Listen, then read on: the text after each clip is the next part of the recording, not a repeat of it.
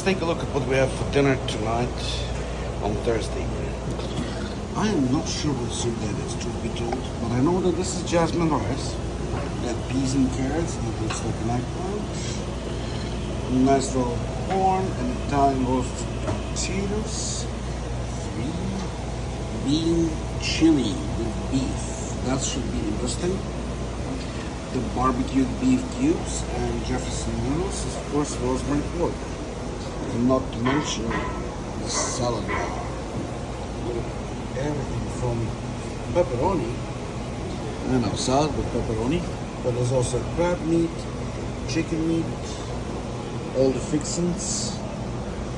Just live off the salad bar alone. And of course, there's a dessert.